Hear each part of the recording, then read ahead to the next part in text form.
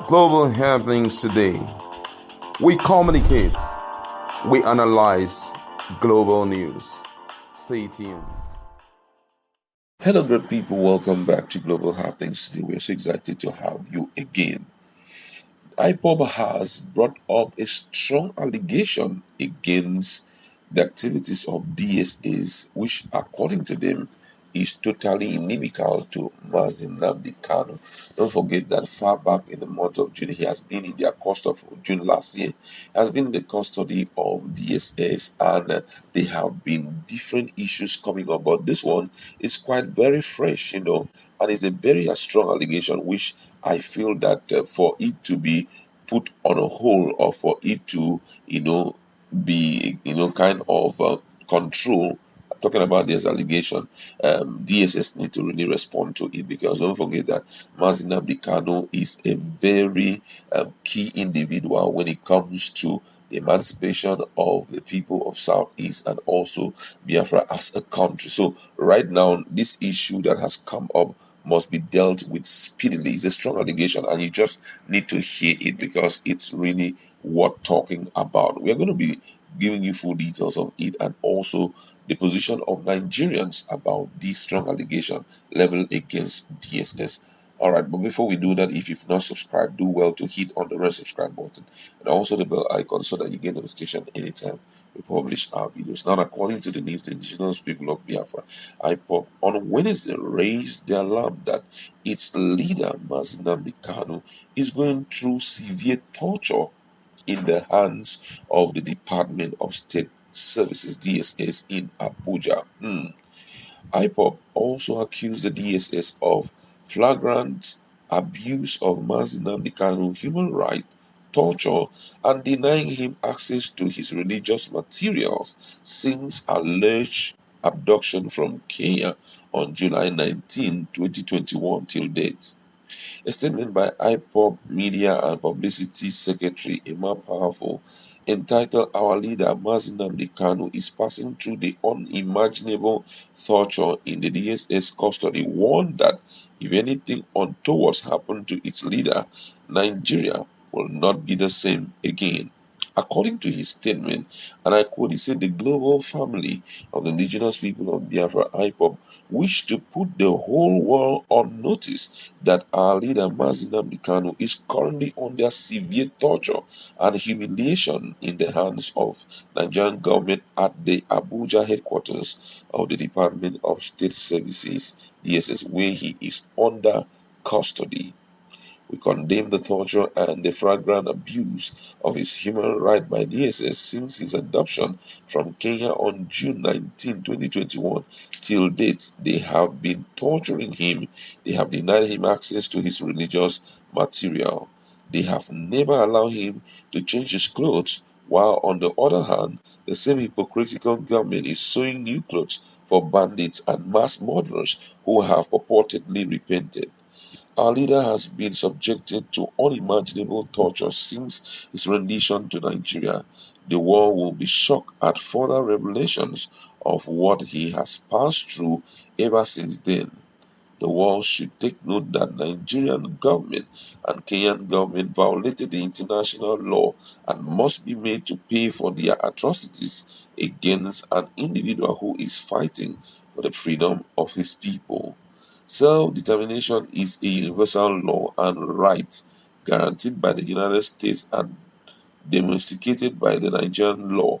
Our people, both home and abroad, must organize themselves and understand that they are hated across Nigeria and the only solution for our well-being is freedom and independence of Biafra.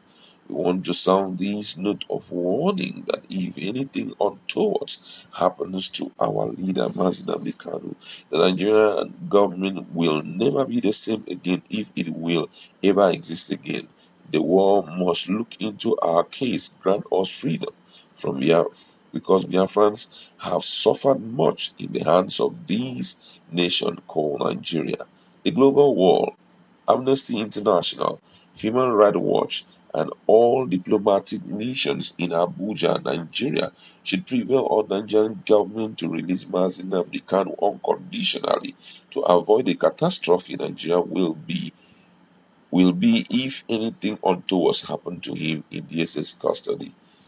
Those were the words, oh sorry, in DSS detention facility. Those were the words coming from the media person, and there have been multiple reactions to this, and I'm going to read some before I also give my viewpoint on issues like this. Now, the first person here says, "Why are you people making so much noise? Can you show evidence that he has been tortured? This man has been in prison like every other person, and every time he appears on board, he looks ever fresh, ever clean, better than even some of you who are walking on the streets where sun is burning you. It's better you give valid information about him than to keep on lying like this." Another person here says, "Nnamdi Kanu has never looked shrink or trouble anytime he shows his face. He is always healthy. Let's wait to get the right verdict for his own case." Another person here says, "Whether you people like it or not, you have to wake up and do what is important, which is to confront the government once and for all." Another person here says, "This issue of him staying in prison, as I had predicted before now, will stay till the last day Buhari will be in office. That is the only time they will consider releasing him."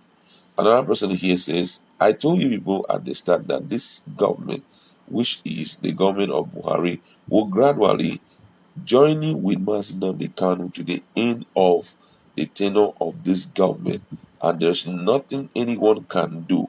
If you like, call North, East, and West. Nigeria is a sovereign country, and no one can come in and do any issues." This other person here says, "These are things that we must not play with. Every time that we make statement, it should be provable.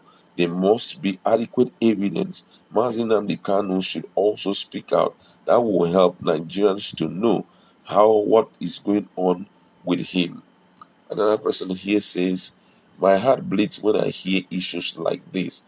Please let it be true that this kind of thing is going on, so that tomorrow we will know what to say when we get to the International Criminal Court." Another person here says, "DSS need to come out swiftly and make a statement about this issue that have been mentioned. For me, it is quite a strong one, and if peradventure in future anything happens to him, then Nigeria should get ready to face the wrath of the people."